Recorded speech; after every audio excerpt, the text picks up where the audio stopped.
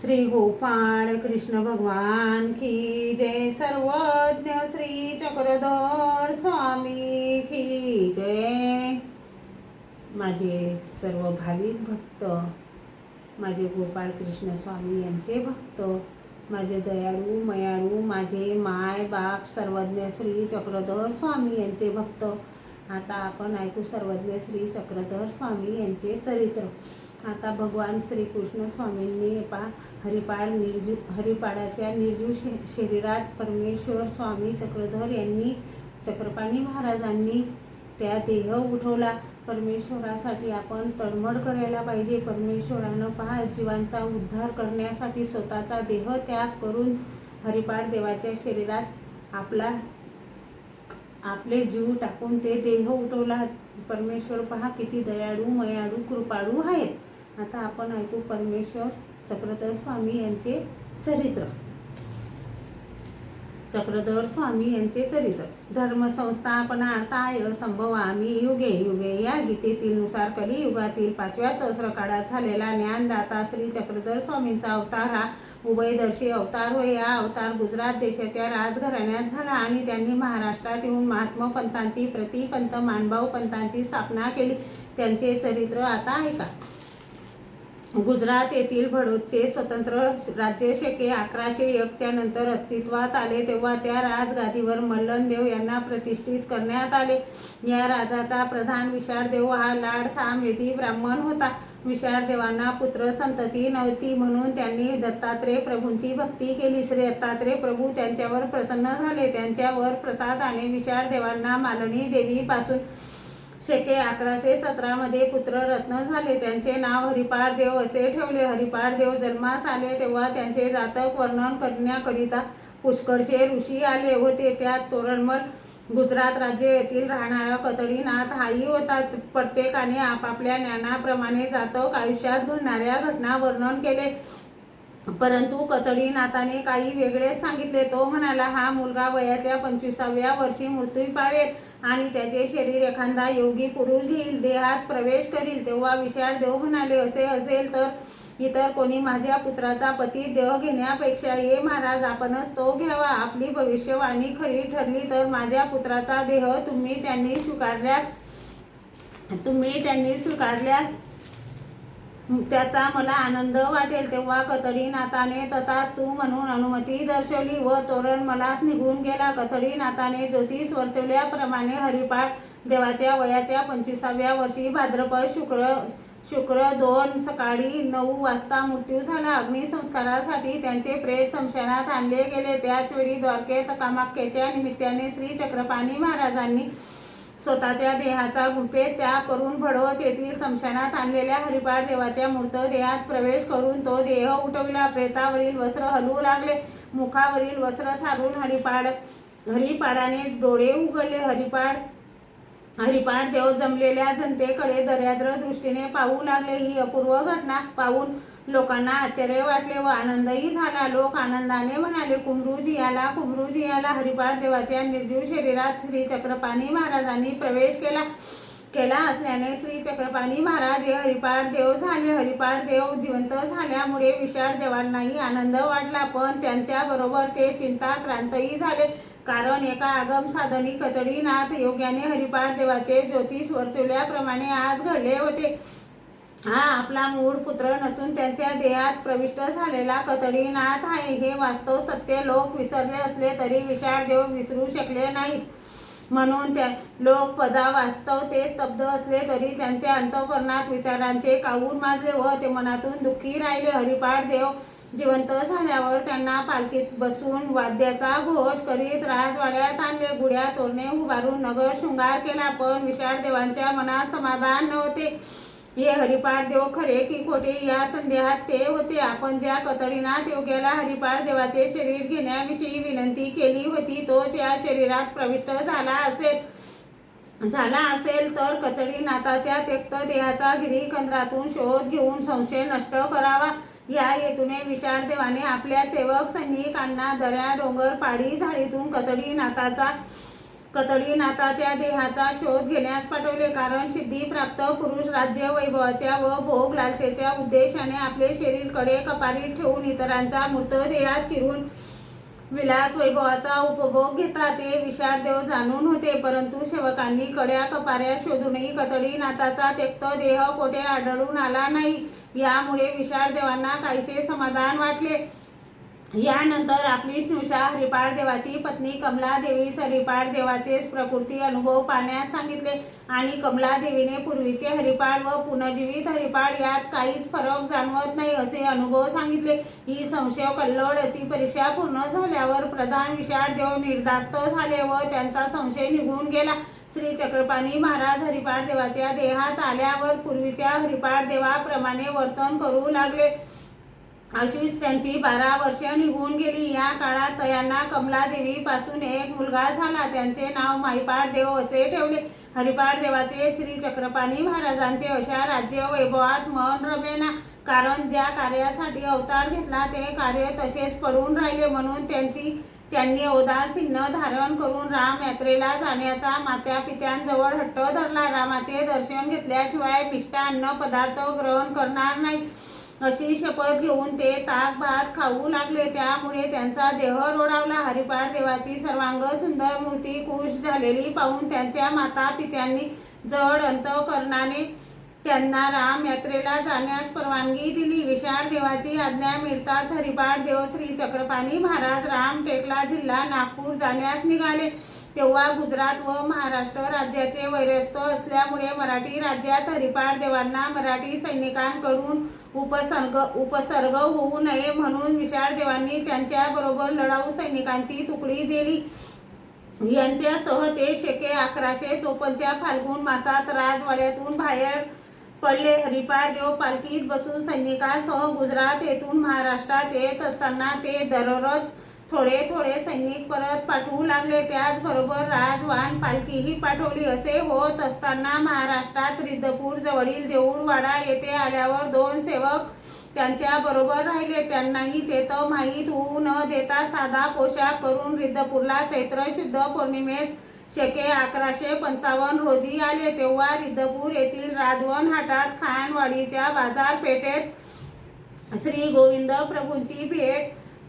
गोविंद प्रभूंची आणि हरिपाळ देवांची भेट झाली. तेथे त्यांनी श्री गोविंद प्रभू पासून अनुग्रह घेतला, ज्ञानशक्तीचा स्वीकार केला व जीवोद्धरण कार्यास प्रारंभ केला. श्री गोविंद प्रभूंनी हरिपाळ देवाचे नाव श्री चक्रधर असे ठेवले. श्री दत्तात्रय प्रभू पासून श्री चक्रपाणींनी, श्री चक्रपाणींपासून श्री गोविंद प्रभूंनी व श्री गोविंद प्रभूंपासून श्री चक्रधर स्वामींनी ज्ञानशक्तीचा स्वीकार केल्यामुळे श्री चक्रपाणींचे अदृश्य व श्री गोविंद प्रभूंचे परदृश्य या दोन्ही ज्ञानशक्ती श्री चक्रधर स्वामींच्या अवतारातच एकत्र झाल्यामुळे श्री चक्रधर स्वामी हे उभयदर्शी अवतार म्हणावले जातात. यानंतर श्री चक्रधर स्वामींनी हरिपाळ देवांनी पूर्वीचे वस्त्रे उतरून ठेवली व डोक्याला आणि कमरेला 4 हाताचे वस्त्र गुंडाळून ते रिद्धपूरहून निघाले. ही वेशभूषा संन्यास धर्माची नसून त्यांच्या विरक्तीची व उदासीनतेची निर्देशक होती.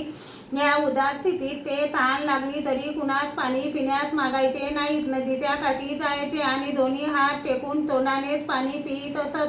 पायात प्राताने घालायची नाहीत, त्यामुळे रस्त्यातील काटे रुतत असत. वनातून चालताना झाडांचे काटे अंगात रुतत असत. त्यामुळे त्यांच्या सुकुमार देहातून निघालेले रक्ताचे थेंब जणू रत्नामध्ये हिरे जडवल्याप्रमाणे चमकत असत. डोक्यावरील मोकळे केस झाडाला अडकले तरी ते आपल्या हाताने काढीत नसत. केस अडकल्यास स्वामी तेथेच उभे राहायचे. वाऱ्याने जेव्हा केस मोकळे होतील तेव्हा तेथून प्रयाण करायचे. भिक्षा घ्यायची असल्यास ती हातावरच घ्यायची आणि नदी काठी जाऊन तेथील खडक पायांनी स्वच्छ करून त्यावर हातातील अन्न ठेवून भोजन करायचे. उदास वृत्तीने राहणारे स्वामी कोणाशी बोलत नसल्यामुळे लोक त्यांना मुनी बाबा यांचा गोर वर्ण पाहून गोमटे देव आणि अंगावरील अपुऱ्या वस्त्रामुळे नग्न देव असे म्हणत. अशा प्रकारे स्वामींनी एकांत कालात 31 वर्षे 9 महिने व्यतीत केले. ह्या कालात स्वामींना माधव ब्राह्मण भांडारेकर, हंसाबाई सारंगधर, रंगार वासनीकर, शेंदूरजनीचा ब्राह्मण व तेथील बाई, चर्मकार रामदेव वडनेरकर, सालबर्डी येथील मुक्ताबाई उदडीनाथ इत्यादी दर्शनीय वेदवंत बोधवंत अधिकारी जीव भेटले. त्यांना त्यांच्या पुण्यकर्मानुसार ज्ञानदान देण्याचे कार्य केले. स्वामींनी एकांत काल एकटेच सोबत कोणी नव्हते म्हणून एकांत संपून शके 1186 पौष पौर्णिमेच्या दिवशी श्री क्षेत्र पैठण येथे आले. येथे येऊन त्यांनी संन्यास धारण केला आणि येथूनच त्यांचे जीवोद्धरण करण्याचे खरेखुरे कार्य सुरुवात झाले. स्वामी एकांतातून लोकांतात आल्यावर त्यांना पुष्कळसा शिष्य परिवार मिळाला. त्यापैकी बाईसा नागदेवाचार्य, माईन भट्ट, दाईंबा चांगदेव भट, जानव उपाध्ये, नाथोबा, शांता बाईसा, दाईसा, खेई गोई, सादाईसा, औसा आबाईसा इत्यादी प्रमुख होत. याशिवाय 116 मंडळी दर्शनीय होती. या सर्व शिष्य परिवारात श्री नागदेवाचार्य मुकुटमण्याप्रमाणे शोभून दिसत असत. त्यांना ज्ञान प्राप्त झाल्यापासून त्यांनी आपला समग्र वेळ स्वामी श्री चक्रधरांच्या चिंतनात व पंथांचा प्रसार करण्यात घालविला. स्वामींनी आपले ज्ञानदानाचे कार्य 8 वर्ष 1 महिना 4 दिवस केले. या 8 वर्षाच्या काळांचे 2 भाग पाडले जातात. पूर्वार्ध काळ एक पूर्वार्ध काळ, दुसरा उत्तरार्ध काळ. बाईसांना प्रेमदान दिल्यापासून श्री नागदेवाचार्यांना संन्यास घेईपर्यंतचा काळ 4 वर्ष 1 महिन्याचा भरतो.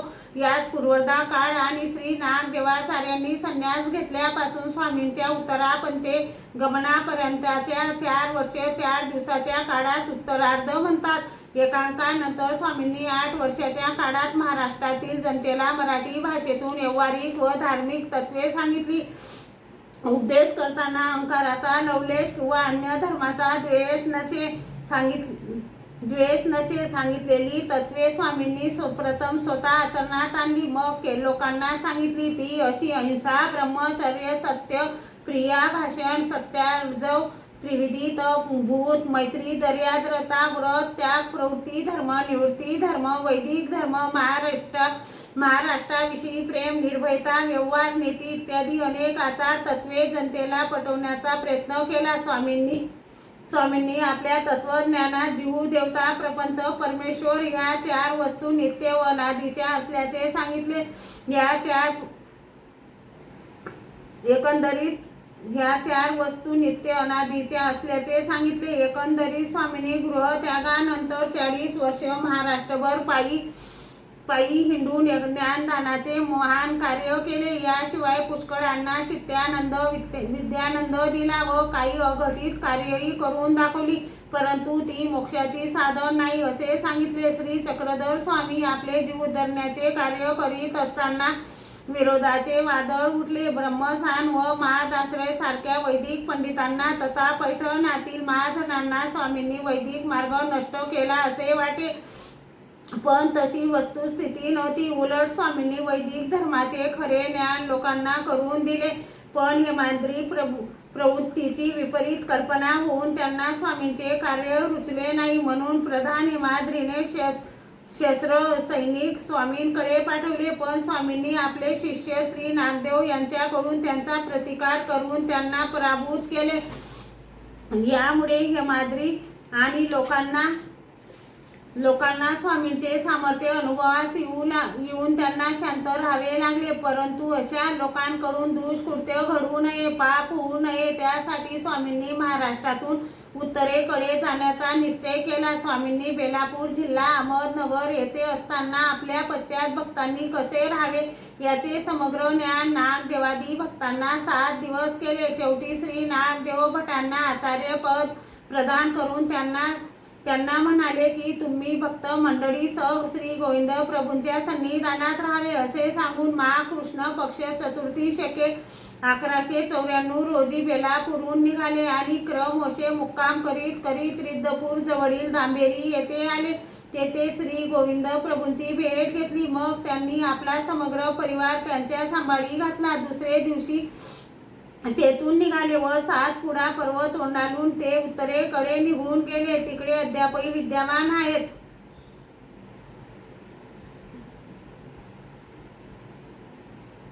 स्वामींच्या संकालात सिंगण कृष्णदेव महादेव रामदेव भट हे यादव राजे महाराष्ट्रावर राज्य करीत होते. स्वामी यादवांच्या राज्यात 40 वर्षे व बडोज येथे गुजरात राज्य 12 वर्षे असे एकूण 52 वर्षे दक्षिण भारतात विद्यमान होते. त्यांना उत्तरेकडे जाऊन शके 1107 पर्यंत 713 वर्षे होतात. स्वामींचे उत्तरेकडे जाऊन शके 1107 पर्यंत 713 वर्षे होतात. सर्वज्ञ श्री चक्रधर स्वामी खूप दयाळू, मयाळू, कनवाळू, कृपाळू आहेत. सर्वज्ञ श्री चक्रधर स्वामींनी आपल्या जीवाचा उद्धार करण्यासाठी अवतार धारण केला. परमेश्वर खूप मयाळू, दयाळू, कनवाळू, कृपाळू आहेत. तुम्ही स्वामी चक्रधर स्वामी यांचे नाम स्मरण करा. चक्रधर स्वामी यांची सेवा करा. श्री गोपाळ कृष्ण भगवान की जय.